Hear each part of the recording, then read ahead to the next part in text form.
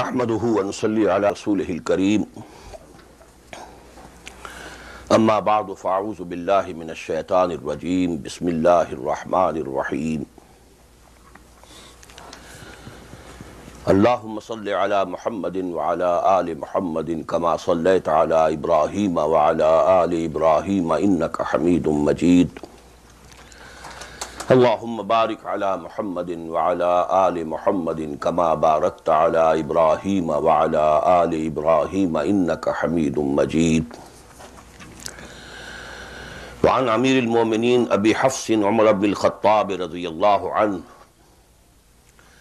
क़ाल समिअतु रसूलल्लाह सल्लल्लाहु अलैहि वसल्लम यक़ूल इन्नमल अमालु बिन्निय्यात व इन्नमा लिकुल्लि इम्रिइन मा नवा फमन कानत हिजरतुहु इलल्लाहि व रसूलिहि फहिजरतुहु इलल्लाहि व रसूलिहि वमन कानत हिजरतुहु लिदुनिया युसीबुहा व इम्रातिन यनकिहुहा फहिजरतुहु इला मा हाजरा इलैहि मुत्तफ़क़ुन अलैहि।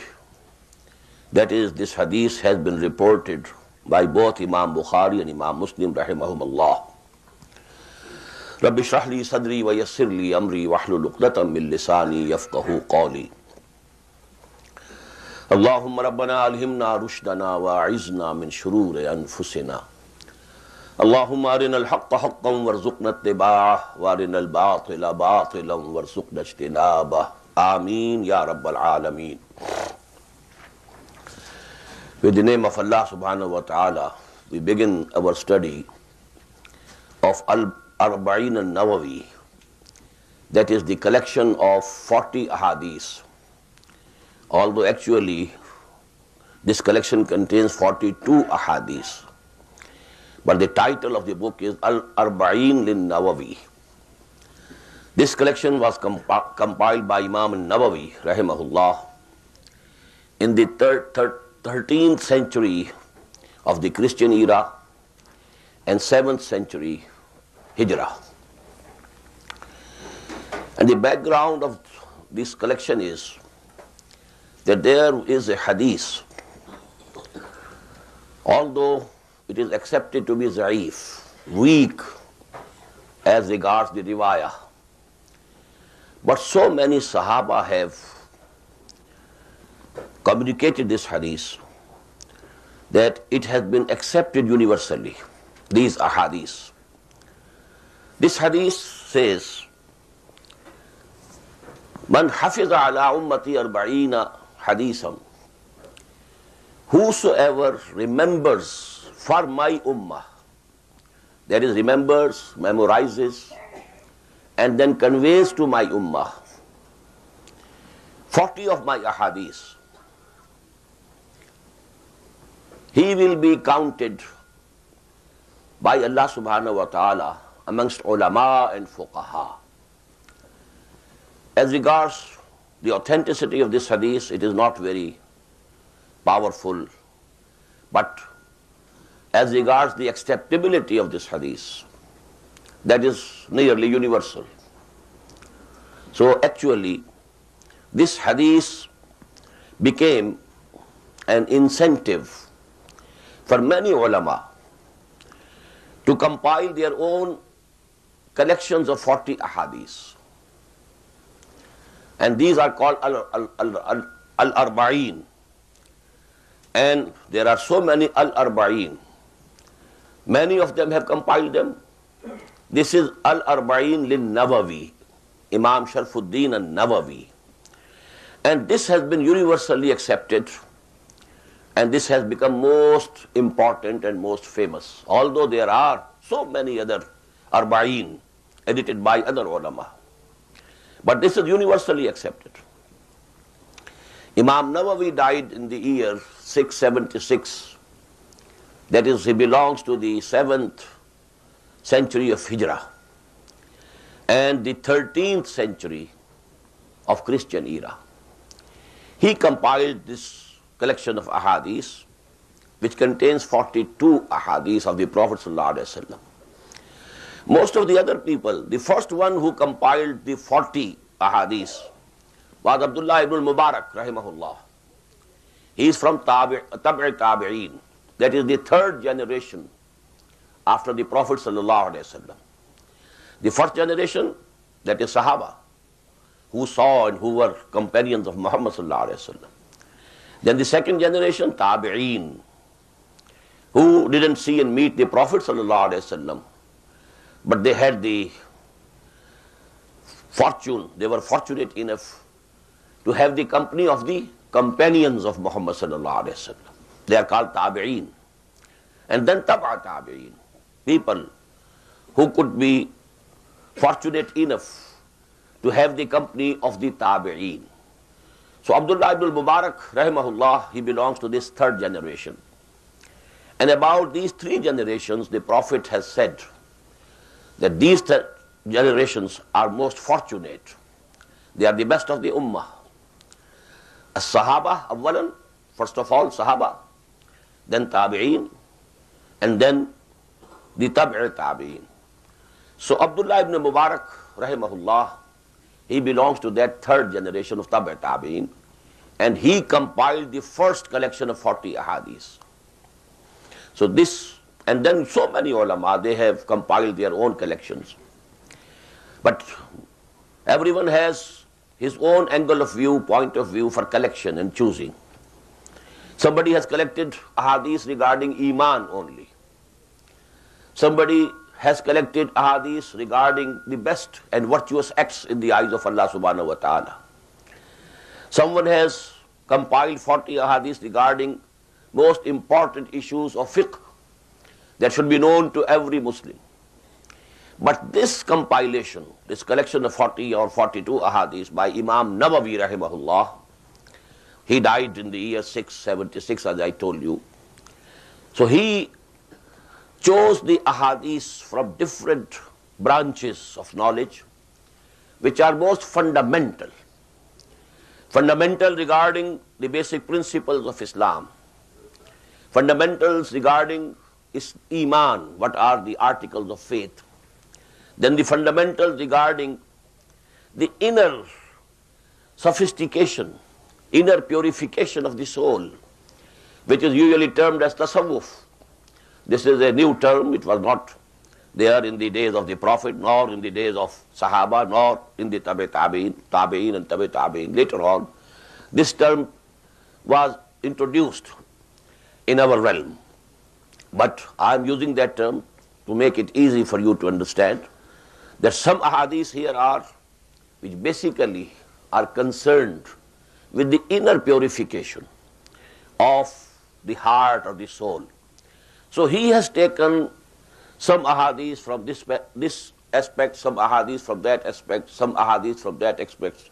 And that is why it is the most accepted collection of 40 ahadith. Arbaeen lil Nawawi, Imam Sharfuddin al-Nawawi, rahimahullah.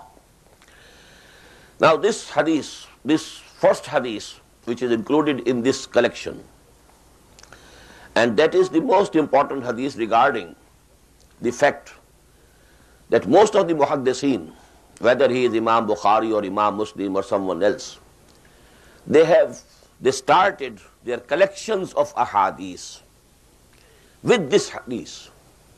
So to say, this is like Suratul Fatiha, because most of the people who have compiled collections of ahadith of the Prophet ﷺ, they begin with this one, because it discusses the intention, purity of intention, which is the first condition of the acceptability of any good deed, any virtuous deed by Allah subhanahu wa ta'ala.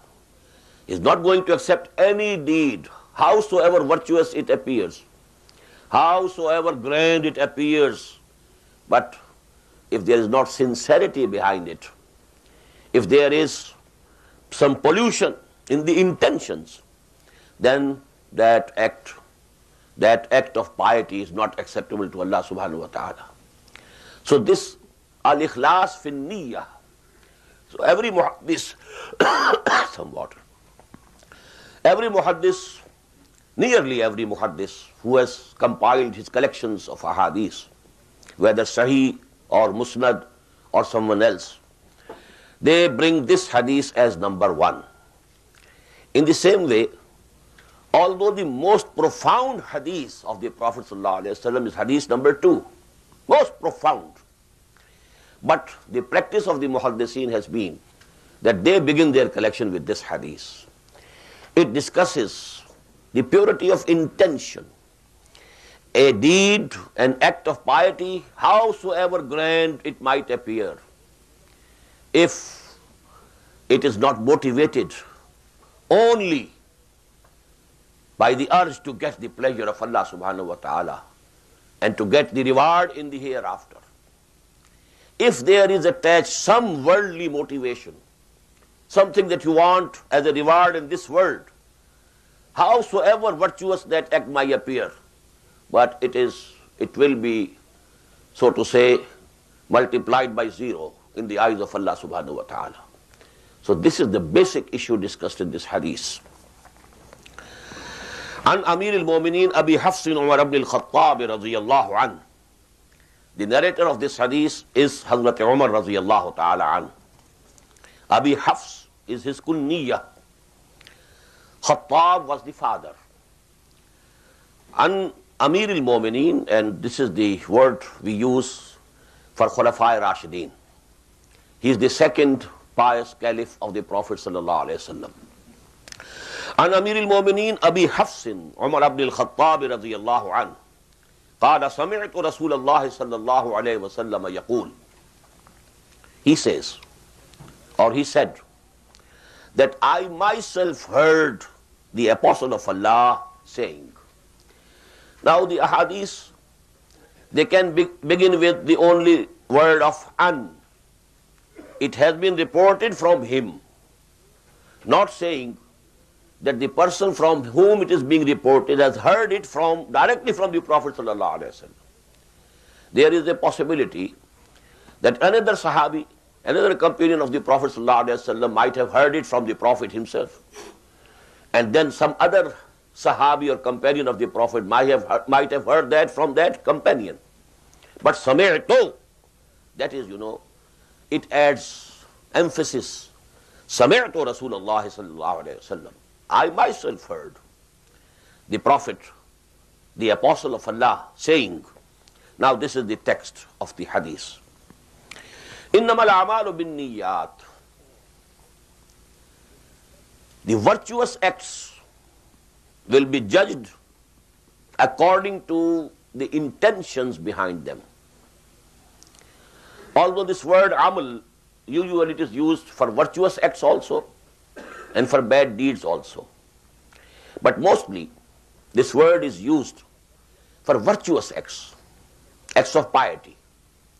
This is the basic difference between fi'l and amal.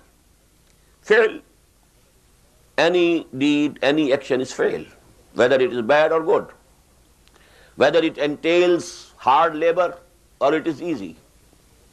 But the word amal in Arabic, that is primarily used for something which requires hard effort, which is not very acceptable to the id or libido of human beings. A man has to exert to commit that act. That is amal. And mostly it is used for virtuous acts. Because our id or libido, our baser self, its requirements, its desires, they are so inherent in our body that these acts we perform without any labor. We don't have to compel ourselves or force ourselves to do it, because all the motivation is already within us. No additional effort is required. But for some virtuous act, you have to exert yourself. Amal, something which entails effort and exertion. So the virtuous acts definitely need exertion on the part of the person and to undergo some hardship. Innamal a'mal, so that is why I have translated it. Verily, the virtuous acts, the acts of piety, bil a'mal, innamal a'mal bin niyyat. Niyyat is the plural of niyyah. This is commonly used in Urdu also. We pronounce it as niyyat. But this is niyyah in Arabic. And the plural is niyyat. Innamal a'malu bin niyyat.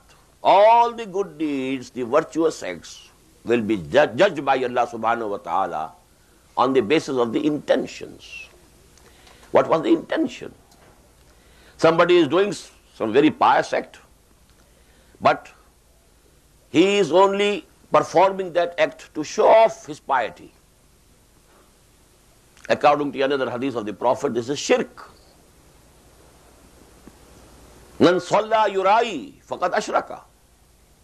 Wa man tasaddaqa yurai faqad ashraka. Wa man sama yurai faqad ashraka.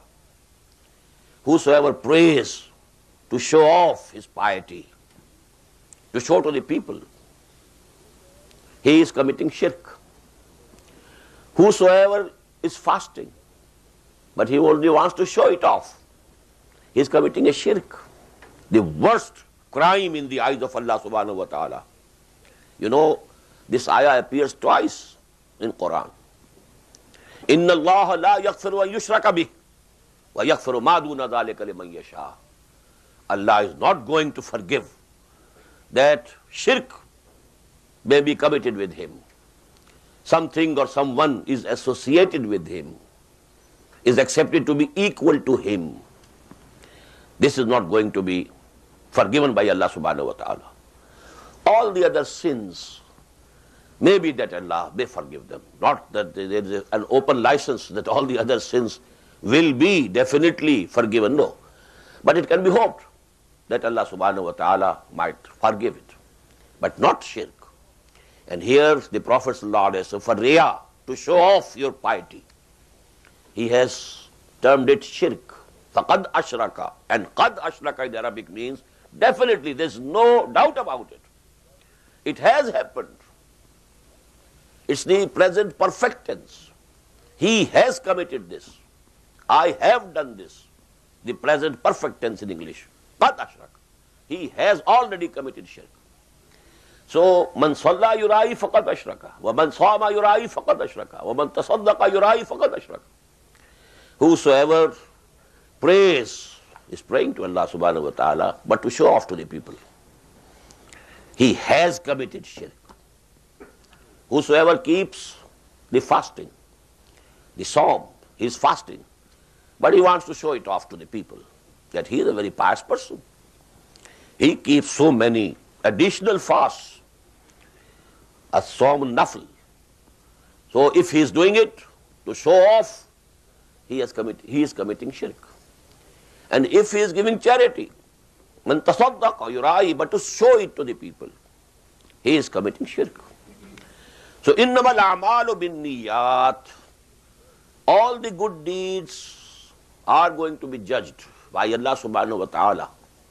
All the virtuous acts will be judged by Allah subhanahu wa ta'ala on the basis of the intentions. Bin niyyat. Wa innama likulli imri'in ma nawa. Now this sentence is only for adding emphasis to it. Innamal a'malu bin niyyat, it's complete. But then, wa innama likulli imri'in ma nawa. Every person will get only what he had intended. The act might be very virtuous, but he intended only to please people, to get some worldly reward, to get some praise from the people, that he is a very virtuous person. He is a very virtuous person. He commits good deeds, nawafil, and so on.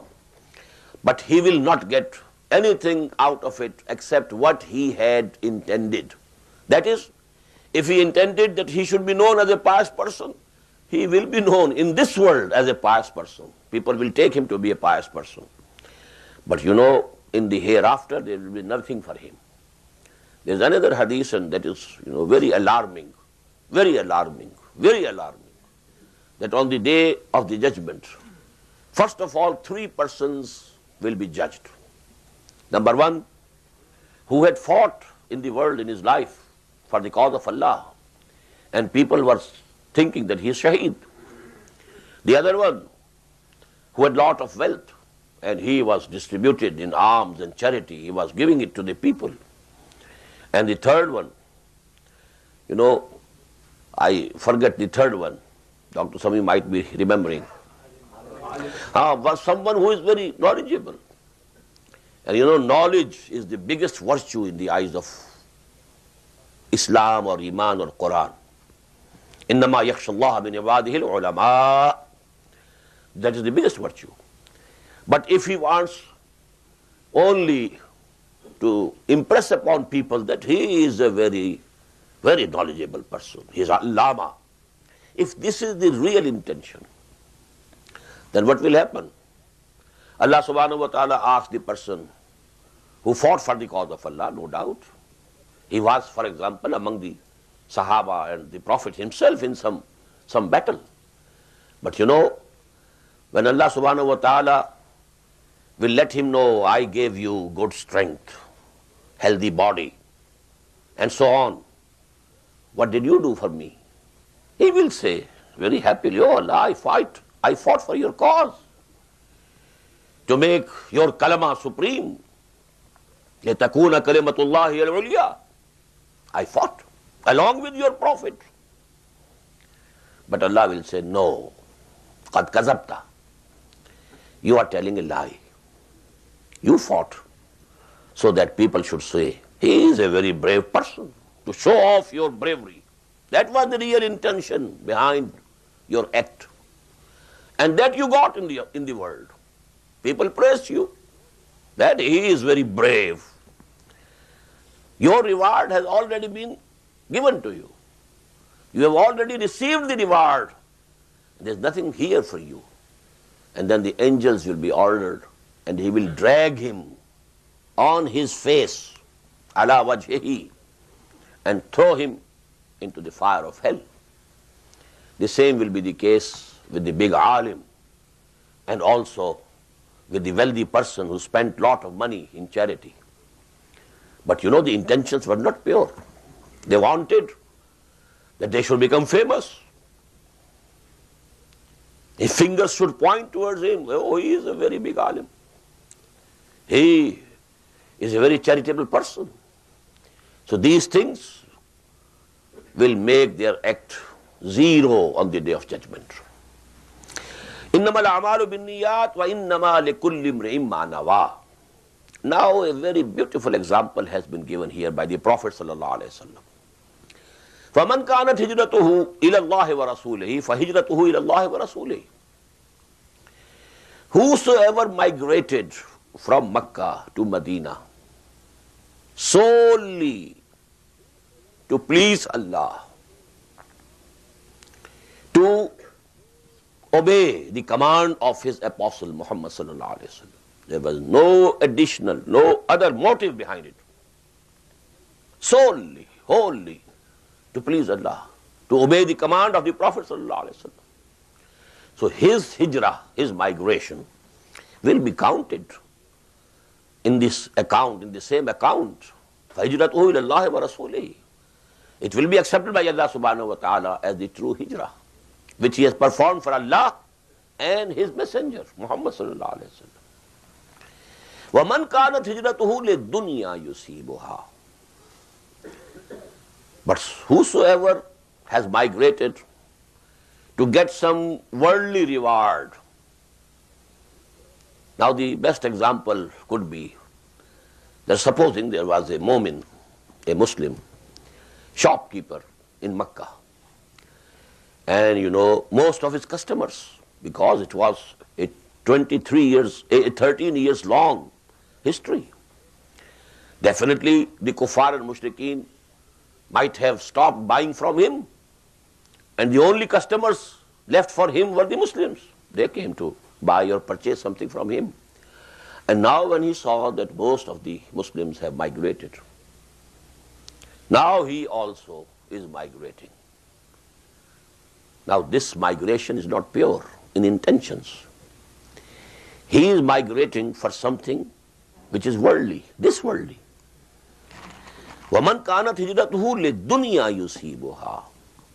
Some worldly reward, if that is what is intended really in the hearts of his heart, he is making this migration and hijrah only because All his customers have gone. And now, for his bread and butter, he is compelled to migrate. وَمَنْ كَانَتْ هِجْرَتُهُ لِلدُّنْيَا يُصِيبُهَا أَوْ امْرَأَةٍ يَنْكِحُهَا. Or if he is migrating solely because a woman, a Muslim, mu'min woman, whom he wanted to marry has migrated. Now there is no choice left for him except to migrate. If he wants to marry her, he has also to leave Makkah and go to Medina. And it is said that there was a person who was known among the people as Muhajiro Qais. Qais was a woman. She migrated, and somebody who loved her, wanted to marry her, he also migrated. So, أَوْ إِمْرَأَةٍ يَنْكِحُهَا فَهِجْرَتُهُ إِلَى مَا هَاجَرَ إِلَيْهِ. So now the hijrah, the migration, and this hijrah is one of the three acts which have been enumerated by Muhammad sallallahu alaihi wasallam, that they can become kaffara for all the sins which a person might have committed before that act. These are three. Number one, if a person becomes Muslim, he was a kafir, no sooner than he crosses the line, he becomes a mu'min.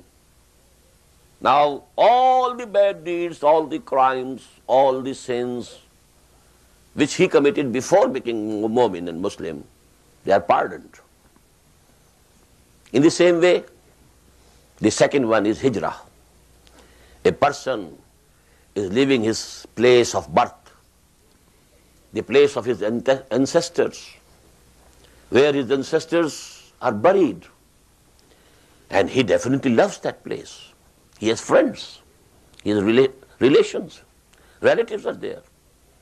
And when the Prophet said, now migrate to Medina, the first migration that was made towards Habasha, Ethiopia of today, that was voluntary.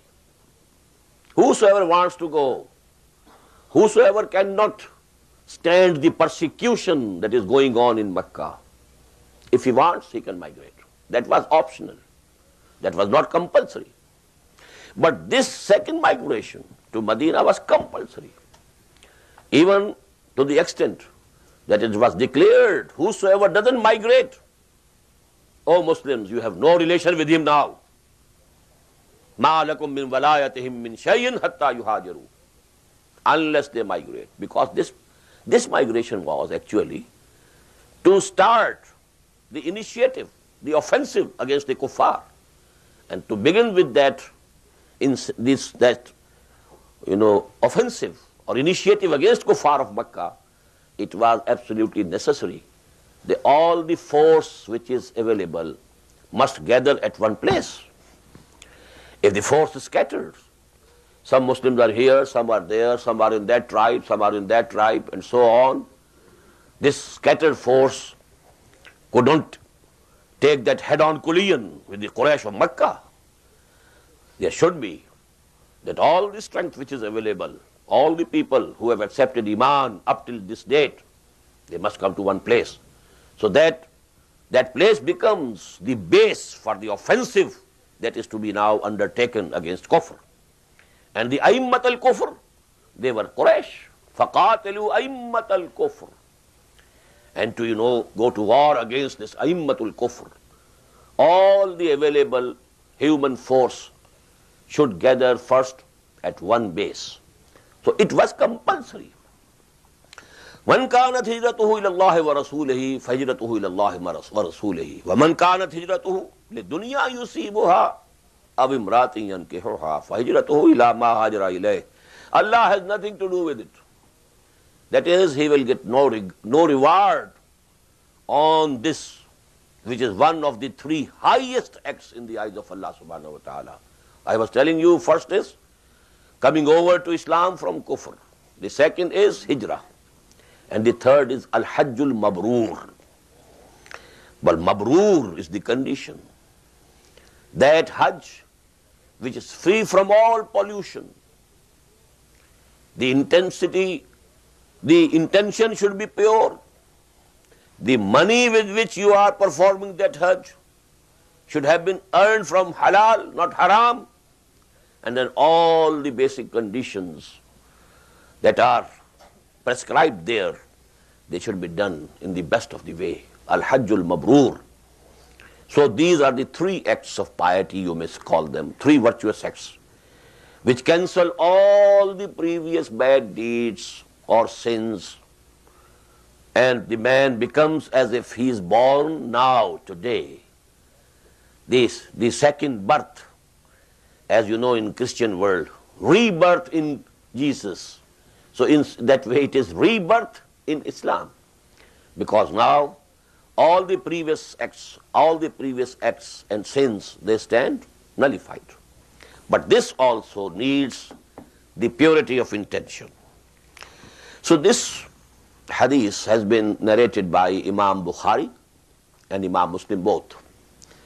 And a hadith about whose authenticity these two biggest muhaddiseen, they agree. It becomes the highest level of the authenticity of hadith. It comes very near to Quran, very near. Quran is also a hadith. فَبِأَيِّ حَدِيثٍ بَعْدُهُ. You read it in Quran. Actually, Quran is hadith. Hadithullah is Quran. And what we call hadith is Hadithul Rasul sallallahu alaihi wasallam. So, the chain of narration, only one link is more. That Quran has been narrated, conveyed to Muhammad sallallahu alaihi wasallam by the Archangel Jibreel. And then it has been, communicated from Muhammad sallallahu alaihi wasallam to the Sahaba ridwanullahi ta'ala alayhim ajma'in, and from the Sahaba to the Tabi'in, and from the Tabi'in to the Tabi'in, so on, generation after generation. So this hadith of Rasul sallallahu alaihi wasallam, about whose authenticity both Imam Muslim and Imam Bukhari agree, this is the highest level of the authenticity of any hadith, which comes very near to the Quran. Now you have only this first hadith, the text of this hadith is with you.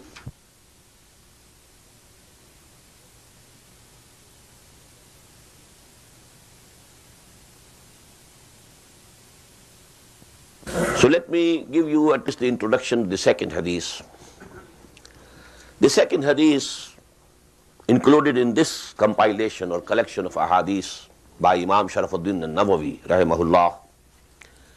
This is the most profound hadith of all the ahadith. So much so that the scholars, the muhaddiseen, they have given it the title Ummus Sunnah. Just as Suratul Fatiha, this is Ummul Quran.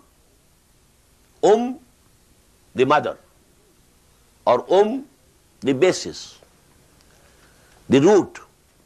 This word, means all such things. So Ummul Quran, Suratul Fatiha. Ummus Sunnah, this hadith, which is commonly known as Hadith of Jibreel alayhi salatu wassalam. And this is narrated by many Sahaba, because as we will see later, this happened in a gathering.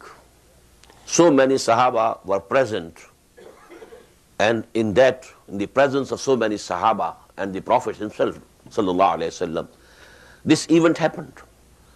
So many Sahaba have narrated it.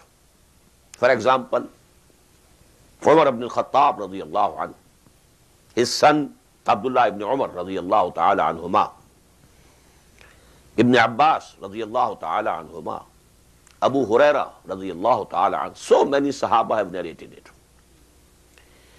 And it discusses with some very fundamental issues of a time when Islam becomes a polity, when Islam has become the basis of a society, when an Islamic state has been established.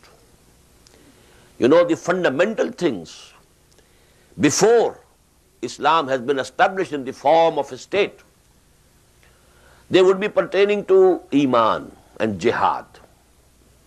They are the two most fundamental subjects discussed. But when Islam has given birth to a society, it has taken the shape of a state. There is an ummah. Now people are becoming Muslims because they were born of Muslim parents.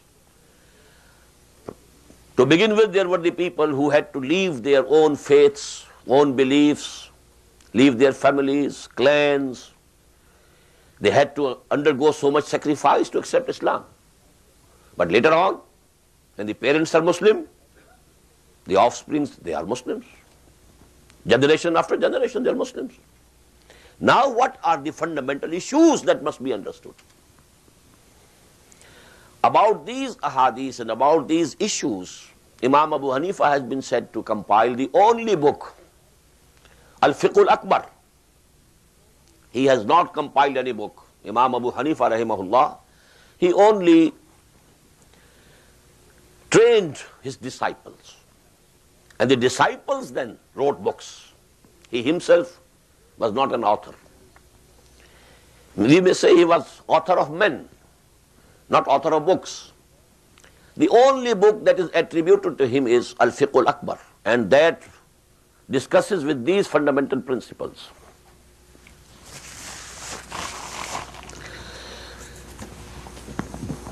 What is Iman? What is Islam? What is Ihsan? The three basic, most fundamental questions, they were put to the Prophet ﷺ, and he answered them.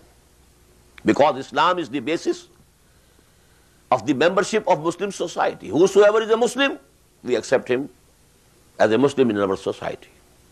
This is the basis of citizenship, full citizenship in an Islamic state. Whosoever is a Muslim, he will be accepted as a full citizen of the Islamic state. Today we only reserve this place for the heads of the states. In most of the Muslim countries, you will find in the constitutions that only a Muslim can be the head of the state, the president or the prime minister. But actually in an Islamic state, the legislature cannot have any non-Muslim person in it, because the basis and the source of legislation is Quran and Sunnah. So only those who believe in Quran and Sunnah, they can be accepted in the legislature. They are entitled to make ijtihad, not those people who don't believe in Allah or don't believe in Quran and don't believe in Prophet Muhammad sallallahu alaihi wasallam and Sunnah. So these are very fundamental questions, very fundamental. For us today, they are only theoretical importance, nothing more. Because we are living in alien societies comprising of non-Muslim majority. And even in the countries where we Muslims are in majority, we have the same secular systems. The only thing that you have put in the constitution of most of the Muslim countries is that the head of the state will be a Muslim. Now it becomes a very big fundamental legal question. Who is a Muslim and who is not a Muslim? So what is Iman? What is Islam? And what is the height of the purity or an intensity of Iman? So these fundamental questions are solved by Muhammad himself sallallahu alaihi wasallam in this hadith, Sunnah, Hadith of Jibreel. And this was an incident that happened, and it was very, so to say, unusual incident. But because so many Sahaba were present in the mosque, along with Muhammad sallallahu alaihi wasallam, so many people saw this event happening. So everyone, he narrated that event. But please note here a very fundamental point. The narrations given by different Sahaba, there is difference in wordings, not in the essence. Not only in wordings, even the sequence of questions is different. For example, the hadith, the narration of this hadith, which Imam Bukhari has accepted, is from Hazrat Abu Hurairah radiyallahu ta'ala anhu. And in that the sequence of questions was First of all, what is Iman? The second question was, what is Islam? And then the rest of the two questions. And you know the level of the hadith which is accepted by both Imam Bukhari and Imam Muslim. This is again accepted by Imam Muslim only, also. So that is higher. This hadith is higher regarding the authenticity.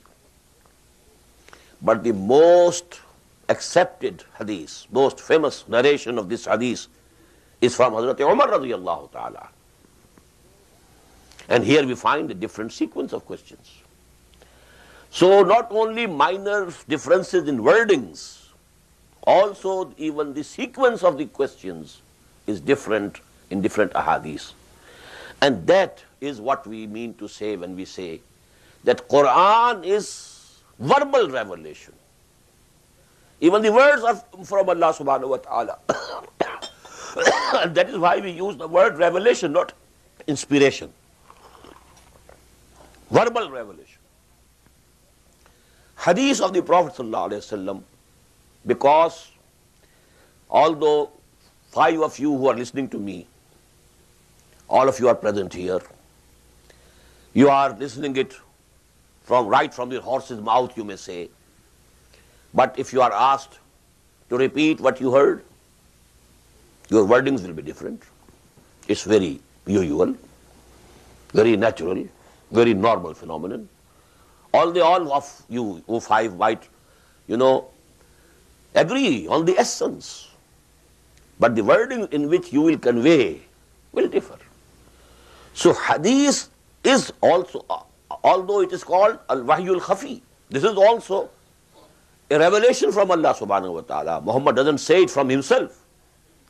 But all the words used, they are not from Allah subhanahu wa ta'ala. So we have fortunately 2 words in English language: revelation and inspiration. A revelation is verbal, although the Christian world says that the revelation also can be only an inspiration. They don't believe in verbal revelation, and they are forced to do it. Why?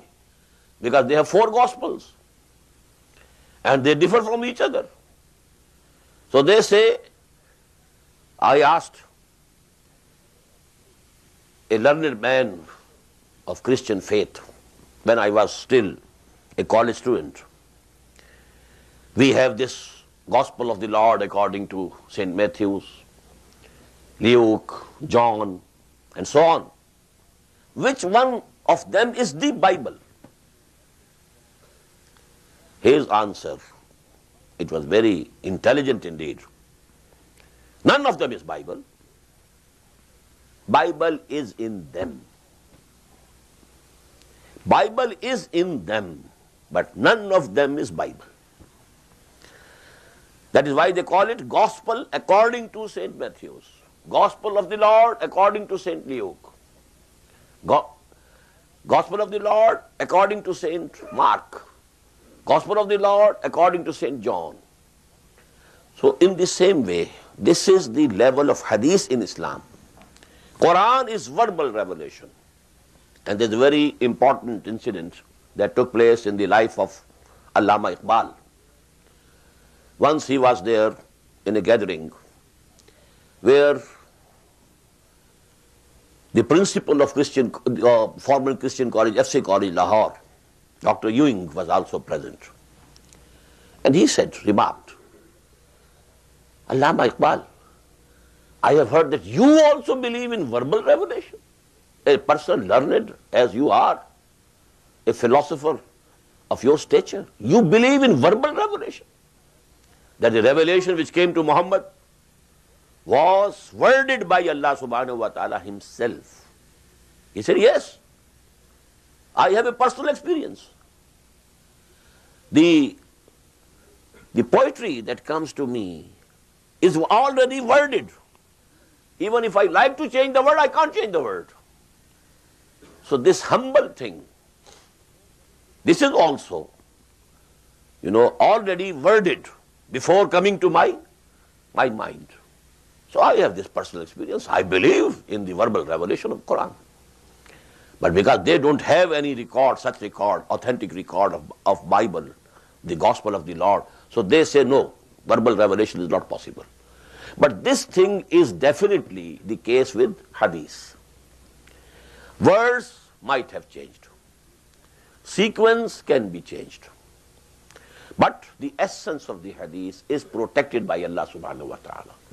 So we should understand that this is the primary difference between Quran and hadith. In Quran, every word is from Allah subhanahu wa ta'ala. It is kalamullah. So it is the revelation. But hadith is not preserved as Quran has been preserved. But you know, wordings of hadith are not sure. There can be difference. So this is very clear when we read the text of this hadith, Sunnah, Hadith of Jibreel, as narrated by Umar, as narrated by Abdullah ibn Umar, as narrated by Abu Huraira, as narrated by someone else, Ibn Abbas. There are differences in words, but the essence is the same. No difference whatsoever. Even the sequence of questions is also different. The first question in this hadith we should see, it is about Islam. And the second question about Iman. And in the hadith narrated by Abu Huraira radiyallahu anhu and accepted by Imam Bukhari, in the sequence in that is first question about Iman and the second about Islam. Now how this incident or event happened. The Sahaba Kiram, Rizwanullahi ta'ala alayhim ajma'in, were with the Prophet sallallahu alayhi wa sallam in the mosque. And I think it must be the Salatul Fajr.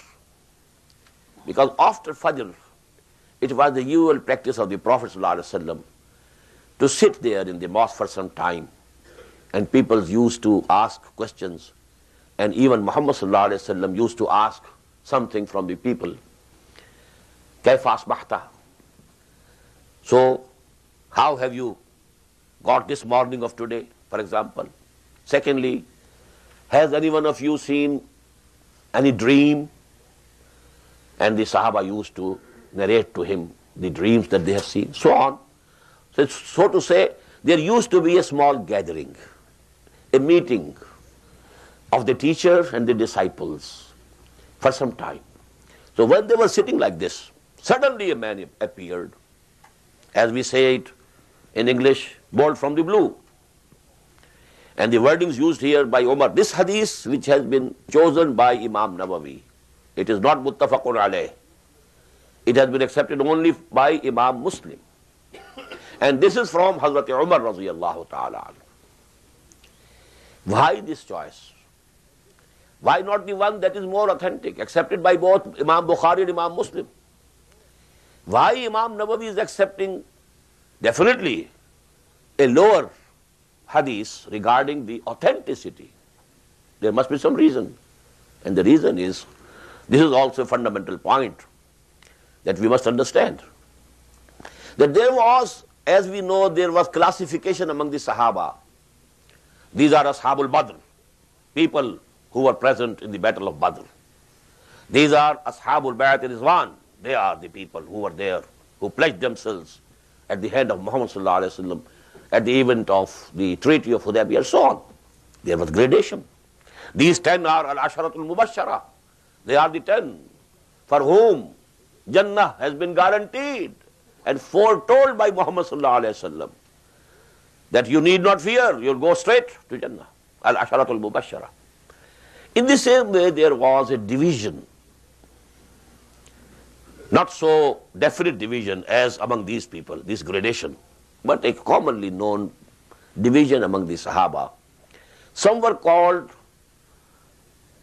Al-Fuqaha, Fuqaha-ul-Sahaba, people who have deeper understanding. And Al-Fuqara, people who are more at a higher level of piety. Fuqara-ul-Sahaba and Fuqaha-ul-Sahaba. Among the Fuqaha, Hazrat Umar, Hazrat Ali, Hazrat Aisha, and so on, Rizwanullahi ta'ala alayhim ajma'in. Among the Fuqara, Abu Darda, Abu Zar, Abu Huraira, and so on. They were al-fuqara min as-sahaba. Al-fuqaha min as-sahaba, Umar, Ali, Aisha radiyallahu ta'ala anhu. So this hadith, although it is at a lower level regarding the authenticity, but it is at a higher level regarding the narrator. Who is narrating it? He is from among the fuqaha sahaba. And Abu Huraira is from fuqara sahaba. And fuqaha, the understanding, the depth of their understanding has been accepted by the whole ummah to be more than those people who had their primary concern about piety. As we know, Hazrat Abu Zar radiyallahu anhu, one of the most pious companions of the Prophet sallallahu alaihi wasallam, so much so that the Prophet has said, Man kana yasurruhu an yanzura ila zuhd Isa falyanzur ila sahibi Abi Zar.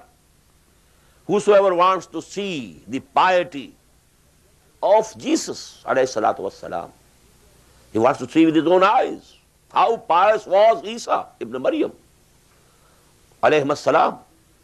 He should come and see this companion of mine, Abu Zar. He was so pious, so virtuous a person. But when he said, "Oh, Ya Rasulullah, O Prophet of Allah, O Apostle of Allah, make me also some governor at some place. You are sending people. You have sent Mu'adh ibn Jabal to Yemen as Amil, as governor." The reply was, Ya Aba Zar, anta za'ifun. You are a weak person. Because we shall discuss these things later also. But the reason why Imam Nawawi has selected the narration of this hadith from Umar radiyallahu ta'ala anhu instead of the narration given by Abu Huraira radiyallahu ta'ala anhu is that Umar is from among the fuqaha of Sahaba rizwanullahi ta'ala alayhim ajma'in. بينما نحن جلوس عند رسول الله صلى الله عليه وسلم. Hazrat Umar radiyallahu ta'ala anhu says, it happened once when we were sitting with the Apostle of Allah sallallahu alayhi wa sallam, zata yawmin, one day, istala alayna, when suddenly appeared to us, tala, we use this word for the sun, talat is shams, it comes up. So in the same way, a person appeared to us. And now, how much, they were wondering who he is, who has appeared suddenly. Rajulun shadidu bayadis siyab, shadidu sawadis shar. His clothes were extremely white. No dirt, no dot of any, thing on his dress. Absolutely white. And his hair was absolutely black, jet black. La yura alayhi asarus safar. No effects of journeying were visible on him. If somebody has made a journey and he has come straight to Medina and he has straight come to the mosque, there must have been some dust or dirt on his dress, some dust on his hair. No. His clothes were absolutely white, his hair was absolutely black. La yura alayhi safar. No effects of any journeying were on him visible. Wala yarifuhu minna ahad. And at the same time, none of us could recognize him, who he is. How could Umar say, radiyallahu ta'ala anhu, that none of us could recognize him? He must have seen the sign of wonder on the faces of all. If there was anybody in that congregation who recognized him, he would have come forward and greet him. None stood up to greet him. Nobody knew him. So this is a very strange phenomenon that happened. Hatta jalasa ila Nabi sallallahu alayhi wa sallam. Now this person, proceeded further and further and further, making his way among the people who were sitting around over there. And he reached directly he sat before Muhammad sallallahu alaihi wasallam, and how much near to him. Just read the words. Hatta jalasa ila nabi sallallahu alaihi wasallam fasnada rukbatayhi ila rukbatayhi. He joined his knees with the knees of the Prophet sallallahu alaihi wasallam. So close to him. All things, they feel surprised. What he is doing? Who is he? How courageous he is. How daring he is. He has gone so close to the Prophet sallallahu alaihi wasallam. وَوَضَعَ كَفَّيْهِ عَلَى فَخِذَيْهِ. And he put his hands, the palms of his hands, on the thighs of the Prophet sallallahu alaihi wasallam. Literally this can mean he put his hands on his own thighs, because this pronoun which is here, literally, according to the basic rules of grammar, it can point to both. He put his hands on his own thighs, or he put his hands on the thighs of the Prophet sallallahu alaihi wasallam. But in other narration of this hadith, as I've told you, there are so many narrations, we find clearly defined that he put his own hands on the thighs of the Prophet sallallahu alaihi wasallam.